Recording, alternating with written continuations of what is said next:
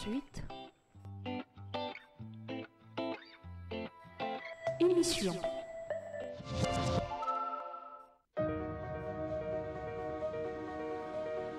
Lorsque tout le monde sait qu'à RDC on peut aller, on y sort avec la cassiterite, le coltan, le diamant, mais tout le monde y va, vaille que vaille. Idéologiquement, Kabound est de l'UDPS, idéologiquement.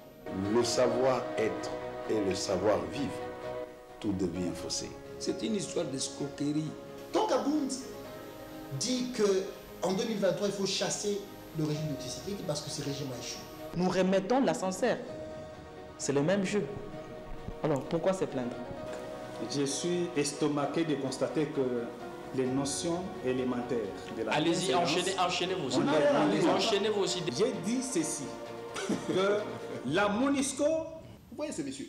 Et il crie même pour dire non, non, la MONUSCO est appelée à stabiliser les institutions. Et il a ramassé ça où? Dans son petit agenda. Où avez-vous trouvé ces messieurs? Elles sont des voleurs.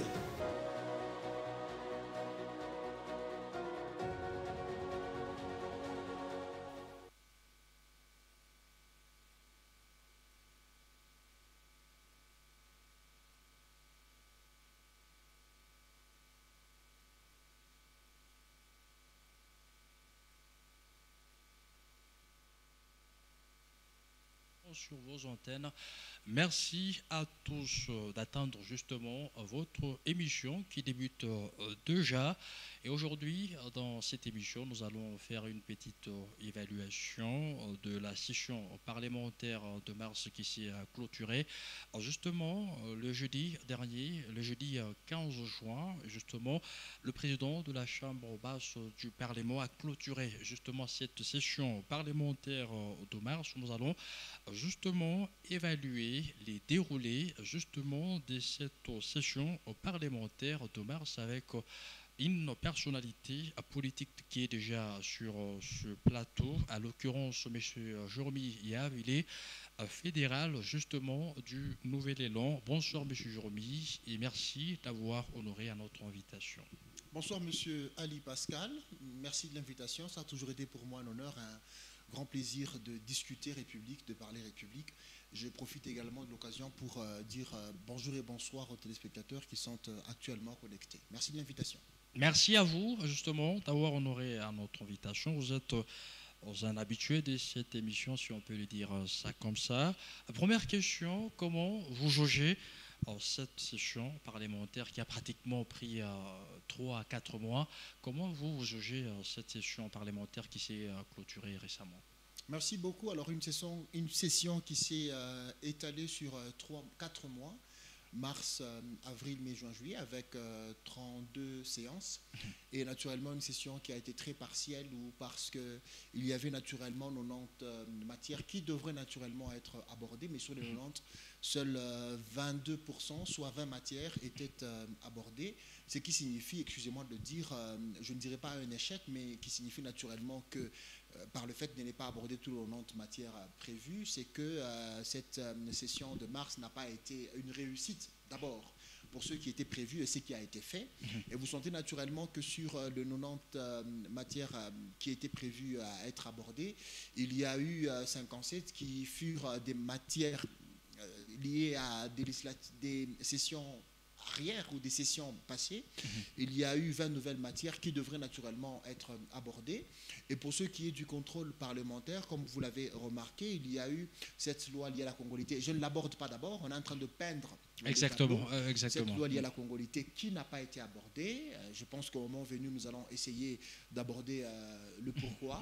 Il y a eu également la révisitation de ce contrat sino-congolais qui devrait être aussi abordé, mais cela n'était pas le cas. Mais pour ce qui est du contrôle parlementaire, il y a eu la déchéance de ce directeur général de la Société nationale d'électricité, Monsieur Fabrice, qui juste après 3 mois d'exercice a été débouté par le truchement de cette session de mars. C'est que de ce point de vue, vu le nombre de matières qui étaient prévues à être abordées et vu les matières qui ont été abordées, je pense naturellement que ce n'était pas vraiment une satisfaction.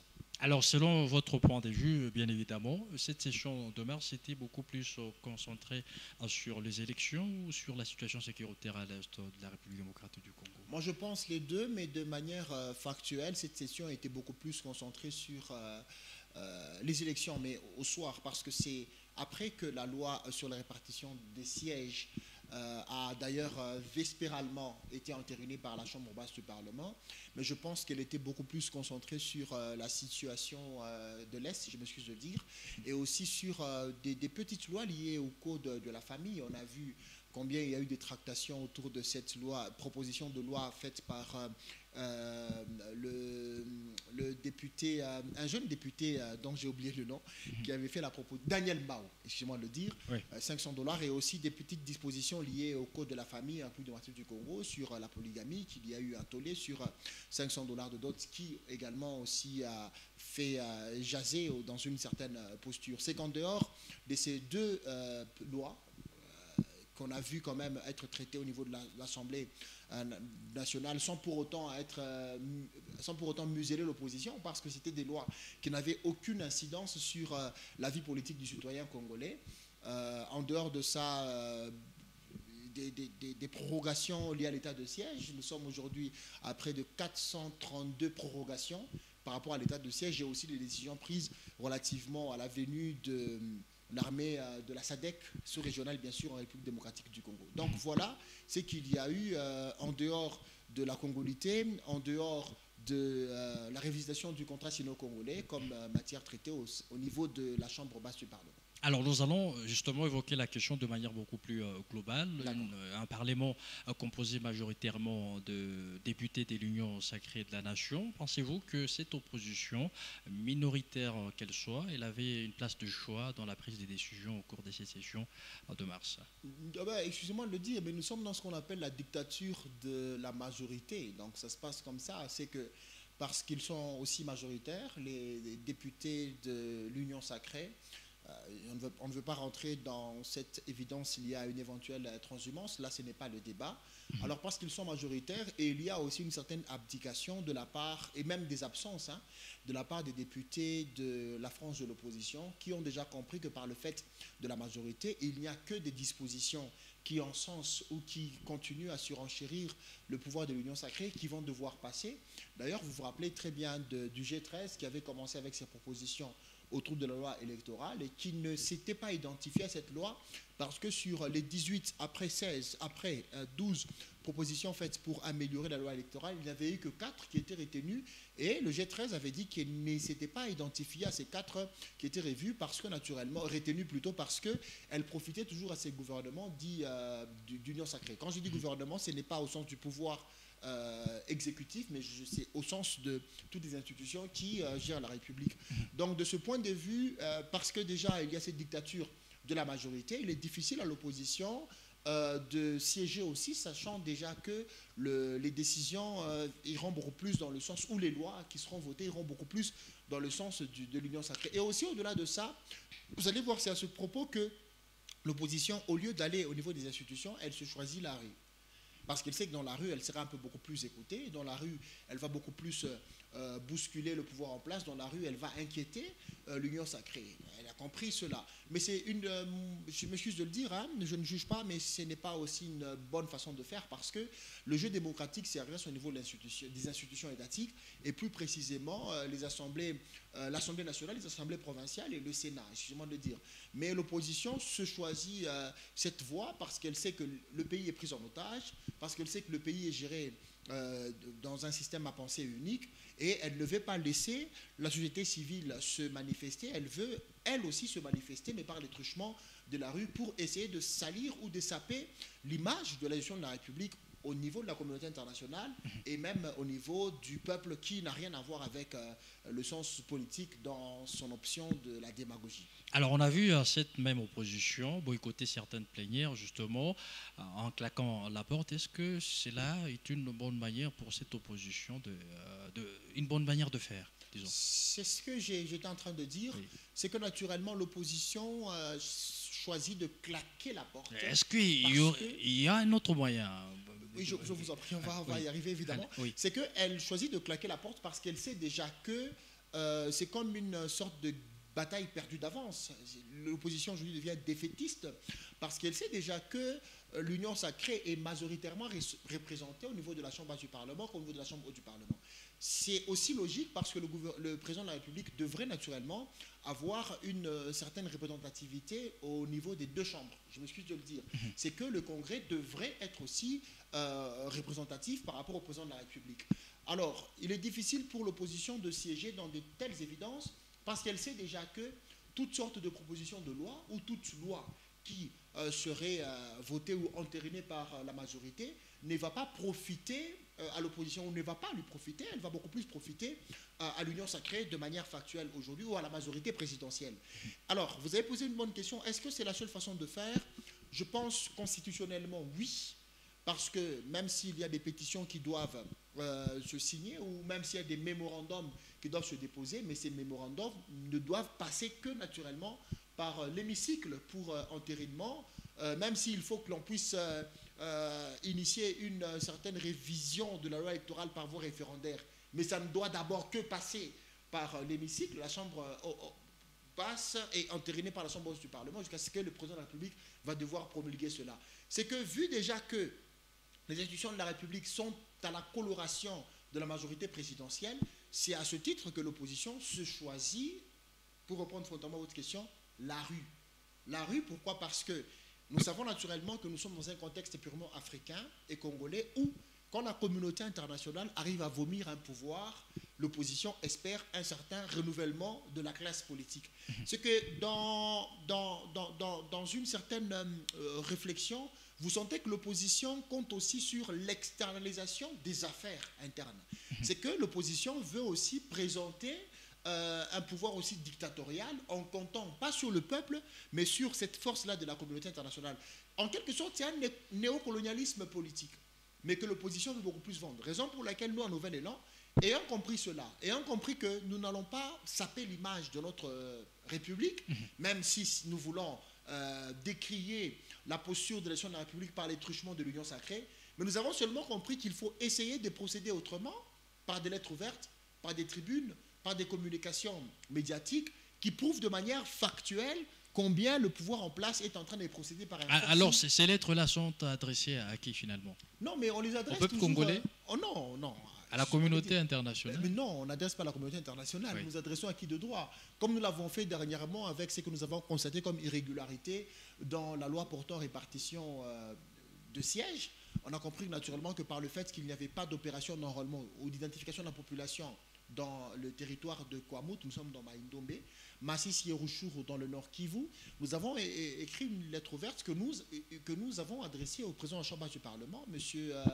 Mbosso. Cependant, la lettre ouverte, elle met au courant et le peuple congolais, et l'opposition, et le cacique des forces qui sont au pouvoir, et la communauté internationale. C'est que nous essayons seulement de mettre sous projecteur les irrégularités constatées par la République, sans casse, sans ternir l'image de la République, sans externaliser les affaires de la République. C'est une autre politique que nous essayons d'apporter au niveau de l'atmosphère politique congolaise. Alors, il y a ceux-là qui traitent cela, je m'excuse d'être un peu impersonnel dans cette évidence, il y a ceux-là qui traitent cela de versatilité, de traîtrise, de sous-traitance, mais nous pensons que c'est la politique de la lucidité, la politique de l'alternative d'ailleurs, la politique de la contre-proposition pour laquelle nous avons vraiment opté. C'est que nous ne sommes ni avec le pouvoir, ni avec l'opposition. Je m'excuse de le dire, nous sommes avec le peuple, nous sommes avec... Vous êtes naître. Nous sommes avec l'offre politique qui profite au peuple congolais. Merci à vous. Il s'agit justement de Jérémy Yave, fédéral du Nouvel Élan. Mesdames, Messieurs, nous revenons juste après cette transition.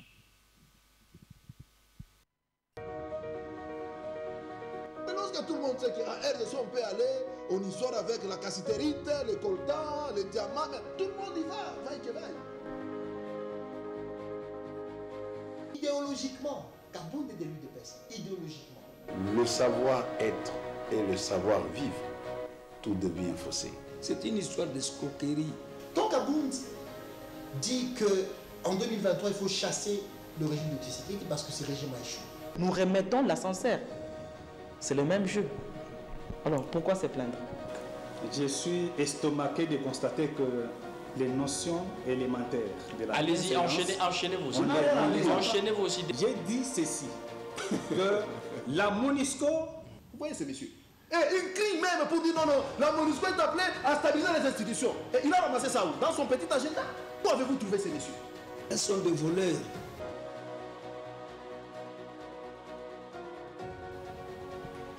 Des retours justement sur ces plateaux grandes politiques qui reçoit pour vous Jérémy Yave, fédéral, justement du Nouvel Élan. Avec lui, nous évaluons cette session parlementaire de mars qui vient à peine justement d'essayer clôturer. Monsieur Jérémy, est-ce que les députés nationaux ainsi que les sénateurs ont-ils justement suffisamment abordé différentes questions importantes au cours de cette session de mars?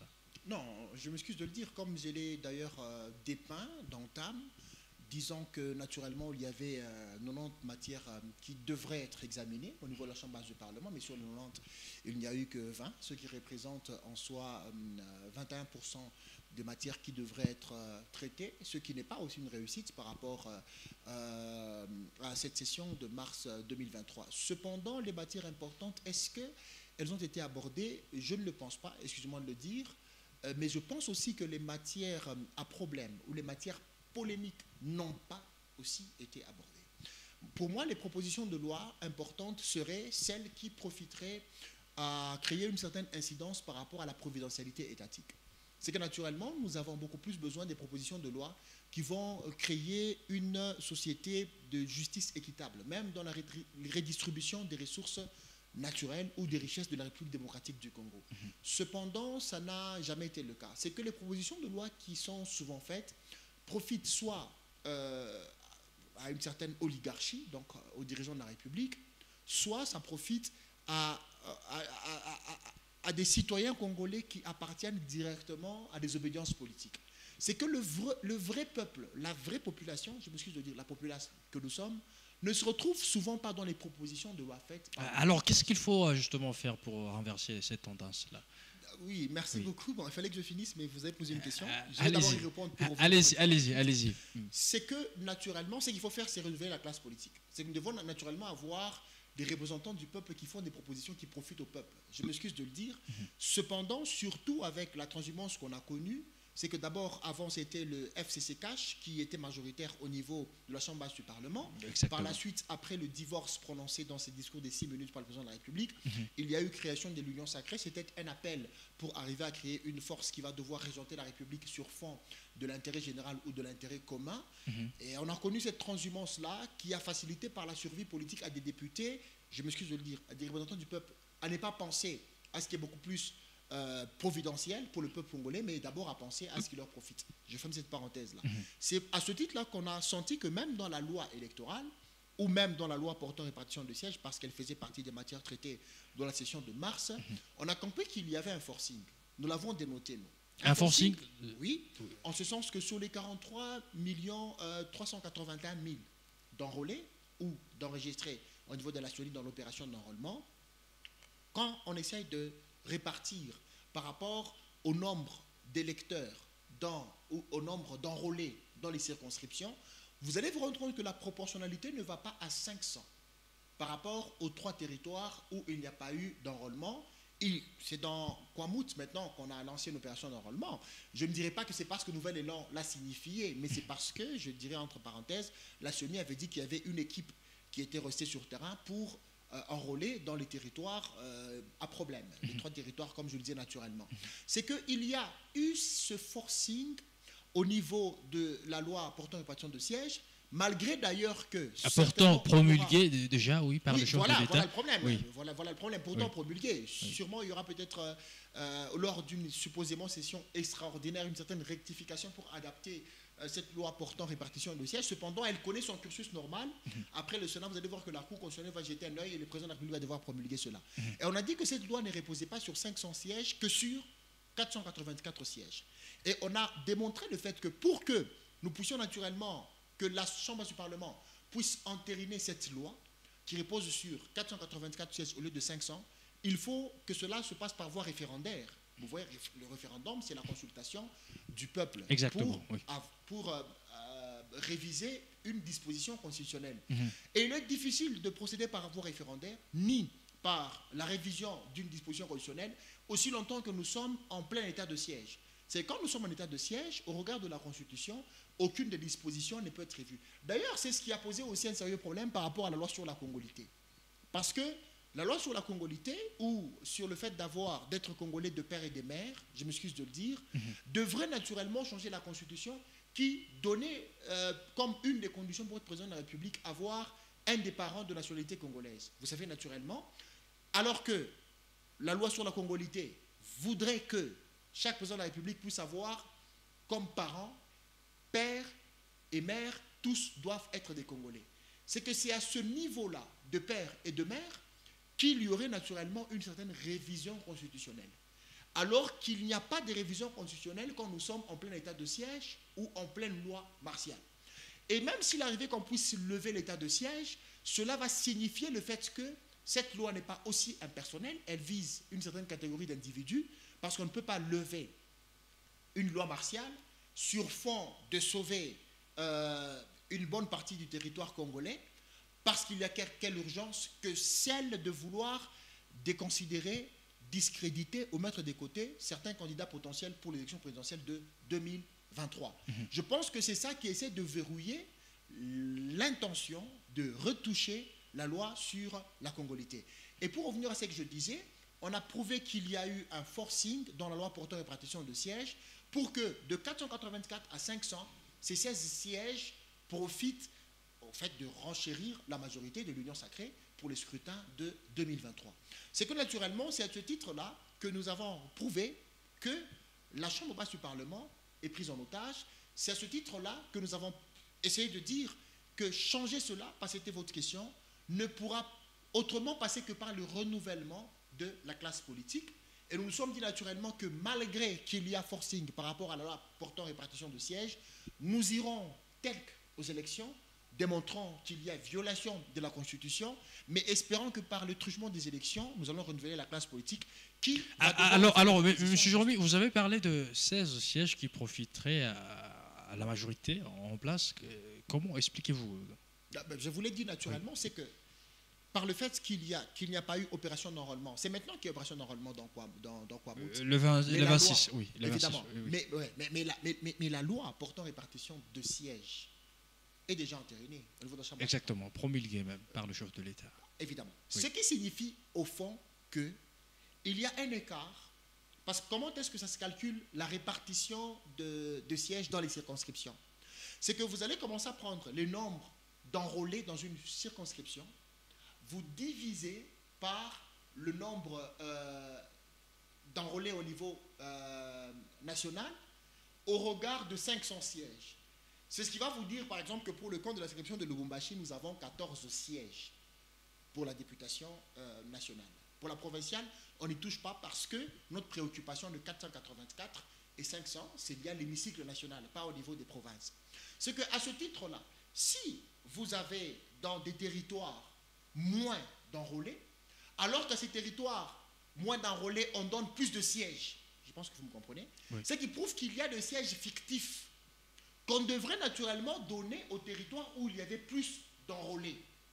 Maintenant, par le fait qu'on arrive à refuser aux territoires où il y avait plus d'enrôlés, pour donner aux territoires où il y avait moins d'enrôlés, parce que dans le Maïndombe et dans le Nord Kivu, c'est des territoires sous tension. Dans Maïndombe, il y a ce conflit Tekeyaka. Dans le Nord Kivu, il y a le Rwanda M23. Exactement, oui. Qui secoue la population. Il est difficile, même voire impossible dans certaines contrées, d'enrôler. Oui. Ce qui signifie au fond que ces sièges-là vont devoir profiter à des députés qui ne seront pas élus mais nommés, je m'excuse de le dire, de manière astucieuse, parce que ce sont des sièges qui n'ont pas de représentativité au niveau de la population congolaise. Il n'y a pas eu d'enrôlés pour ces sièges-là. Vous voyez au fond, pour que ce siège puisse avoir un fonds de répartition par rapport aux 500 députés. C'est que c'est de ce point de vue. C'est d'ailleurs par là que différents gouvernements profitent pour se constituer sa propre majorité. Vous comprenez? Raison pour laquelle nous disons que ces 16 sièges qui n'ont pas de fondement par rapport à des enrôlés, parce qu'il n'y a pas eu je m'excuse par le fait que d'ailleurs la loi est déjà entérinée, vont tout de suite profiter à l'Union sacrée qui voudra encore se refaire une majorité au sein du Parlement. Merci beaucoup à vous, messieurs Jérémy Yave, pour toutes ces explications. Revenons à la loi sur la congolité, bien évidemment. Une loi qui a suscité de l'engouement pratiquement sur toute l'étendue de la République démocratique du Congo. Une loi qui vise justement à lutter contre l'infiltration, mais non examinée au cours de cette session de mars, bien évidemment. Est-ce qu'on peut finalement oublier cette loi au cours de cette législature? Oui, parce qu'elle est déjà clôturée, au moins qu'il y ait une session extraordinaire. Et je pense d'ailleurs que convoquer une session extraordinaire sur fond de l'entérinement ou même de l'examen de la loi, de la proposition de loi portant sur la congolité, pour ce qui est d'ailleurs du verrou des différents postes de responsabilité régaliens, comme on le dit, qui exigerait ou qui éviterait une certaine loyauté partagée, je pense que là, ça va ensanglanter la République démocratique du Congo. Je veux dire, ça sera du feu à la poudrière, parce que déjà, ça va se comprendre qu'il y a un acharnement à propos. Il est vrai que cette loi, je m'excuse de le dire, porte une certaine importance, porte une certaine pertinence, par le fait que nous sommes infiltrés déjà depuis notre partie orientale, je m'excuse de le dire, mais vous allez beaucoup plus comprendre que l'infiltration de la partie orientale n'est pas aussi analysée par rapport aux évidences politiques en République démocratique du Congo, qui, selon l'opinion nationale et internationale dans une certaine posture, cette loi viserait certains individus qui seraient influents ou qui représenteraient une certaine dangerosité au regard de la prochaine présidentialisation de l'actuel président de la République. C'est que de ce point de vue, éviter une telle loi, je m'excuse de le dire, renchérirait l'impersonnalisation des propositions des lois, l'impersonnalisation de la Constitution de la République démocratique du Congo jusqu'au point de son interprétation. Ce qui signifie au fond que nous sommes dans une posture telle que nous avons des candidats qui ont une certaine généalogie qui n'est pas complètement congolaise, selon certaines interprétations. Alors que par rapport à la régionalité, par rapport à la géopolitique, ces individus représentent une certaine représentation importante. Et leur représentation importante manifeste un certain danger ou arrive à réduire les chances de présidentialisation d'un candidat aussi important. La Chambre basse du Parlement se permettrait, au nom de la sagesse, je m'excuse de le dire, au nom d'une certaine éthique aussi, au nom de l'impersonnalisation de la loi, d'éviter de telles propositions. Malgré que son dépositaire, parce que lui, il avait qualité, c'est lui pour nous. Mais on est en démocratie, on peut proposer à n'importe quelle loi, M. Urbi. Oui, je vous en prie, mais la démocratie est différente de la démocrature. Moi, je pense que les valeurs démocratiques sont aussi différentes des valeurs républicaines. Mais moi, je pense que nous devrions plus être une république qu'une démocratie. Je m'excuse de le dire. Alors, pourquoi ne pas exposer cette loi afin que les députés statuent sur la loi? Oui, d'accord. Oui. Mais je sens que vous posez beaucoup de questions. C'est des questions très importantes qui exigent une certaine minutie. Mais bon, un certain paroxysme, je m'excuse de le dire. Oui. Mais alors, j'y vais.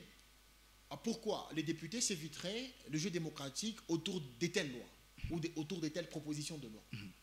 Parce que de telles propositions de loi ne sont pas seulement conflictogènes, mais je les trouve aussi polémiques.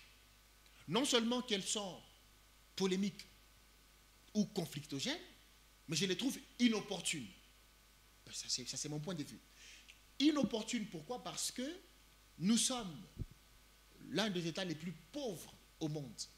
Mais je ne pense pas que cette pauvreté est liée à une quelconque absence de congolité manifeste. Je m'excuse de le dire. Il y a eu des détournements de deniers publics en République démocratique du Congo. Souffrez de la redondance. Est-ce que ceux-là qui ont détourné ces fonds publics sont-ils congolais de père et de mère ou pas? Nous faisons partie des États les plus sous-développés de la planète, de l'univers, j'exagère, j'hyperbolise mon expression. Parce que, bon, ce n'est pas seulement une critique gratuite, mais je vais démontrer cela de manière scientifique. Pour que vous puissiez faire partie des États sous-développés, vous devez avoir un revenu annuel par habitant de près de $1000. Vous voyez, Alors, avec notre budget, d'ailleurs, qui sont de recettes à mobiliser, qui est de 16 milliards, si vous prenez 16 milliards, c'est la répartition des ressources, hein, relativement au PIB, au PNB naturellement. Si vous prenez 16 milliards de dollars, divisé par 100 millions d'habitants, ça fait 160 dollars l'an par habitant. Vous comprenez au fond? Alors que j'ai dit, pour être un pays sous-développé, vous devez avoir au minimum 1000 dollars l'an par habitant. Alors que nous, en République démocratique du Congo, nous sommes à 160 dollars l'an par habitant, ce qui représente près de 12 dollars le mois par habitant. C'est que chaque Congolais a 12 dollars le mois. Si vous prenez 12 dollars divisé par 30, ça fait 0,4 ou 0,35. C'est que ça veut dire chaque Congolais vit par jour avec près de 0,35 dollars. 0,35 dollars représente presque 600 francs. Donc, ça qui signifie que chaque Congolais vit par jour au moins avec 600 francs. Le transport coûte 500 francs pour un bus. Quand il y a un aller et un retour, ça fait 1000 francs. Vous voyez? Une mesurette de farine coûte maintenant 5000 francs. Vous voyez? Alors que la mesurette de farine doit se consommer chaque jour. Le transport doit se consommer chaque jour. Donc, si on prend que le transport, que la mesurette de farine, un verre de sucre coûte 500 ou 750 francs. Alors qu'on a dit un Congolais vit avec près de 600 francs par jour. Ce que si on va prendre les 600 francs du Congolais par jour, ça ne reflète pas un verre de sucre par jour, ça ne reflète pas le transport pour les enfants à l'école par jour, ça ne reflète pas la nourriture par jour. Là, je n'ai pris que la mesurette de farine. 1 kilo de chinchard coûte presque 4000 ou 5000 francs. Ça fait comprendre le fait que nous sommes parmi les États qui font partie de ce qu'on appelle l'insécurité alimentaire, parce que 27 millions de Congolais sont sous-alimentés. C'est que déjà, de ces points de vue, avec ces évidences, le taux de chômage aujourd'hui est à près de 80%. C'est que si on prend les Congolais actifs, vous voyez, les Congolais en général, nous sommes à près de 100 millions. Les Congolais actifs, nous sommes à près de 75%, 75 millions. C'est que si on prend 85% des 75 millions, c'est presque 50 millions de Congolais qui ne travaillent pas, qui sont au chômage. Vous voyez? Parce que le SMIC lui-même, il a 7075 francs par jour, mais c'est pour les 25 millions de Congolais.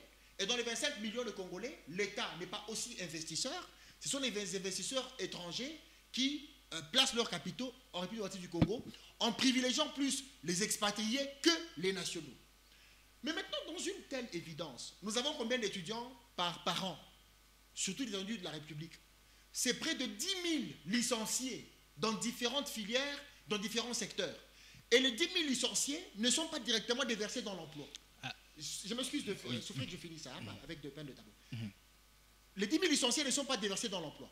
La politique du gouvernement est désaxée, parce qu'on a vu le vice-premier ministre et ministre de l'économie venir, par rapport à cette crise liée à la carence de la farine de maïs, n'est pas consulter les agronomes, mais aller importer de la farine de maïs.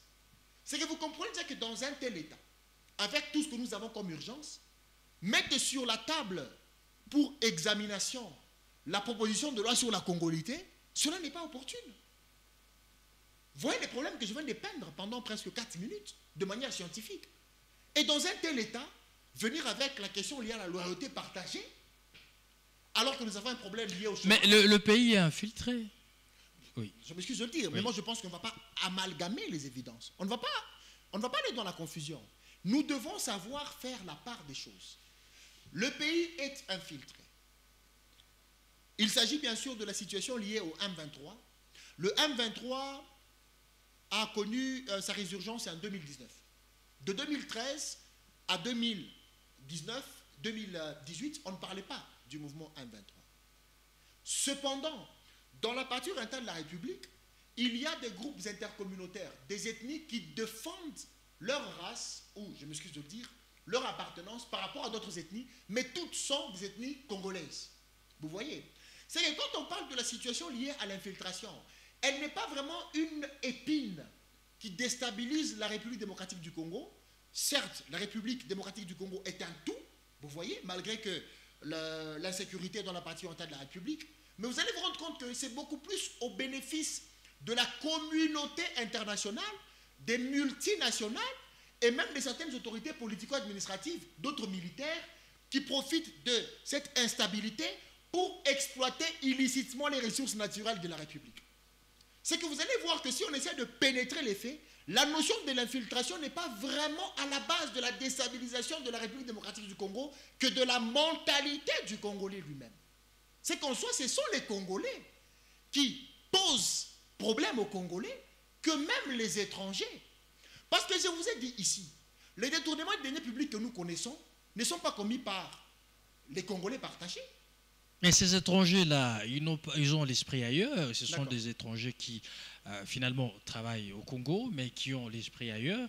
Alors, ces étrangers qui n'ont pas, justement, les soucis de la patrie, comment vous expliquez cela? Non, monsieur Ali Pascal, je pense qu'on doit être juste dans notre raisonnement.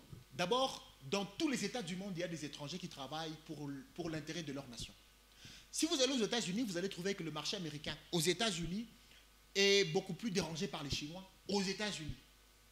Aux États-Unis, vous trouvez des Chinois. Les Chinois, vous les trouvez aussi en France. Les Chinois, vous les trouvez en Namibie. Les Chinois, vous les trouvez en Allemagne. Les Chinois, vous les trouvez partout. Comme les Américains, vous les trouvez en France. Les Français, vous les trouvez. Il y a une compénétration. C'est qu'il n'y a pas que nous qui allons dire les étrangers nous déstabilisent. Non. En France, il y a des Chinois qui travaillent. Il y a des Américains qui travaillent en France. Comme au Congo. Pour les intérêts français. Évidemment. Oui. Les Français qui travaillent aux États-Unis, c'est pour les intérêts de la France. Maintenant, il y a un problème qui se passe. C'est que si les étrangers travaillent dans un État sérieux, vous allez beaucoup plus voir que malgré qu'ils travaillent pour leur État, mais il y a une certaine redevabilité qui profite à l'État dans lequel ils travaillent. Alors, la République démocratique du Congo... Voilà, nous y allons. Oui. Alors, le problème avec la République démocratique du Congo, c'est que ces expatriés, ces étrangers qui viennent travailler ici, ont compris que le Congolais n'est pas sérieux. Vous voyez? Et ça les profite. C'est le mercantilisme. Au niveau de la communauté internationale, ce n'est pas une question de sympathie. Ce n'est pas l'Église. C'est le rendez-vous du donner et du recevoir. C'est une question d'intérêt. Et les États sérieux proposent ce qu'on appelle le protectionnisme. Ça signifie quoi le protectionnisme? C'est beaucoup plus économique. Le protectionnisme fait en sorte que votre économie ne puisse pas se nourrir du fait des étrangers qui sont en train d'exercer sur votre sol. Ou du fait des différents produits que vous allez devoir importer, soit exporter. Il ne faut pas que cela puisse combattre votre PIB, votre produit intérieur brut. Non, votre PNB, votre produit national brut. Et ici, on n'applique pas le protectionnisme. Pourquoi?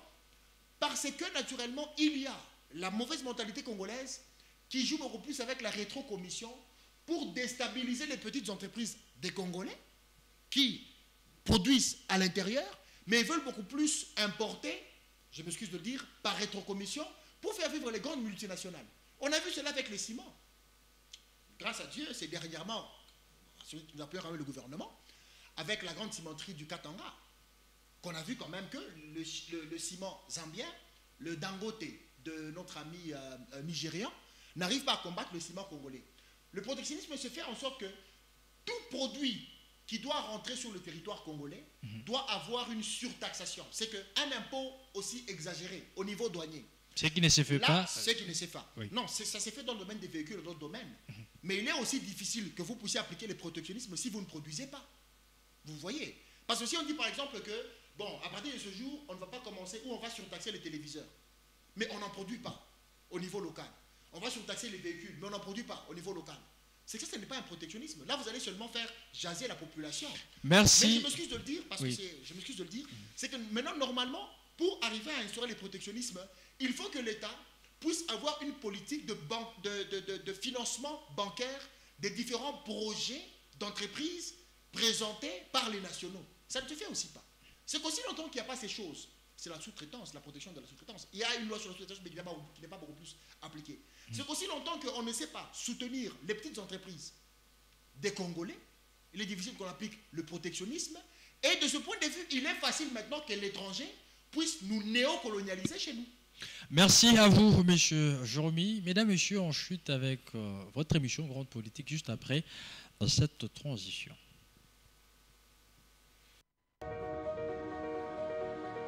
Que tout le monde sait qu'à RDC on peut aller, on y sort avec la cassiterite, le coltan, les diamants, mais tout le monde y va, vaille que vaille. Idéologiquement, Kabound est de l'UDPS, idéologiquement. Le savoir-être et le savoir-vivre, tout devient faussé. C'est une histoire d'escroquerie. Quand Kabound dit qu'en 2023, il faut chasser le régime de Tshisekedi parce que ce régime a échoué. Nous remettons l'ascenseur. C'est le même jeu. Alors pourquoi se plaindre? Je suis estomaqué de constater que les notions élémentaires de la Allez-y, enchaînez vos idées. Enchaînez vos idées. J'ai dit ceci, que la MONUSCO... Vous voyez ce monsieur? Il crie même pour dire non, non, la MONUSCO est appelée à stabiliser les institutions. Et il a ramassé ça où? Dans son petit agenda. Où avez-vous trouvé ces messieurs? Elles sont des voleurs. Mesdames, Messieurs, Grande Politique reçoit pour vous Jérémy Yave. Il est fédéral des Nouvel Élan. Avec lui, nous essayons d'évaluer cette session parlementaire de mars qui vient justement de se clôturer il y a quelques jours. Monsieur Jérémy, en dernier mot, justement, en rapport avec la session de mars qui s'est clôturée récemment. Merci beaucoup. Alors, sur 90 matières qui devraient s'examiner, il n'y a eu que 20. Pourquoi? Parce que, bon, une opportunité, pertinence, impertinence de différentes matières. Et tout ce que nous attendions d'ailleurs, c'était cette proposition de loi autour de la congolité qui n'avait pas vraiment été abordée. Je m'excuse de le dire, mais nous saluons cela parce que ça profite à la cohésion nationale. Certes, c'est une évidence, la loyauté partagée, nous devons évidemment l'éviter, mais par rapport à tout ce que nous avons déjà comme exactitude, comme justesse, comme problème de la République, cette loi n'était pas aussi pertinente. Nous saluons aussi le fait de, je m'excuse de le dire, c'est la déchéance bien sûr du directeur général de la Société nationale d'électricité.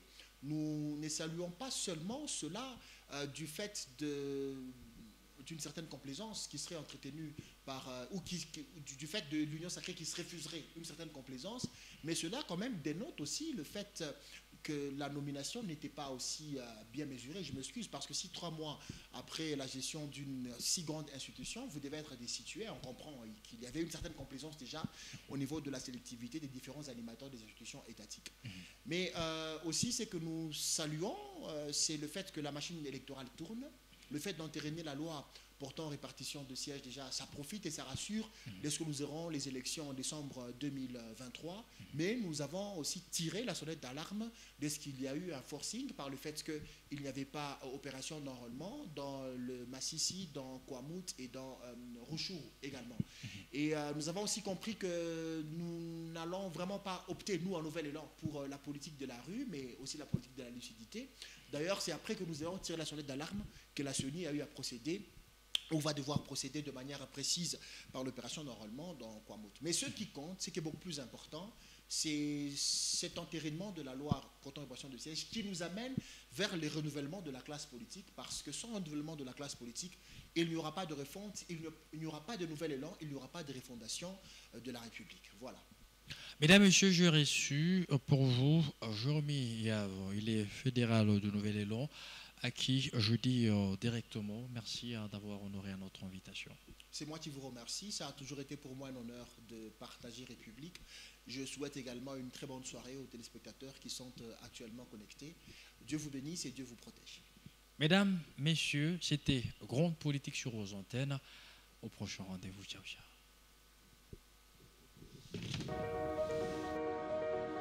Mais lorsque tout le monde sait qu'à RDC on peut aller, on y sort avec la cassiterite, le coltan, le diamant, mais tout le monde y va, vaille que vaille. Idéologiquement, Kaboun est de l'UDPS, idéologiquement. Le savoir-être et le savoir-vivre, tout devient faussé. C'est une histoire d'escroquerie. Quand Kaboun dit qu'en 2023, il faut chasser le régime de Tshisekedi parce que ce régime a échoué. Nous remettons l'ascenseur. C'est le même jeu. Alors pourquoi se plaindre? Je suis estomaqué de constater que les notions élémentaires de la... Allez-y, enchaînez vos idées. Enchaînez vos idées. J'ai dit ceci, que la MONUSCO... Vous voyez ce monsieur? Il crie même pour dire non, non, la MONUSCO est appelée à stabiliser les institutions. Et il a ramassé ça où? Dans son petit agenda. Où avez-vous trouvé ces messieurs? Elles sont des voleurs.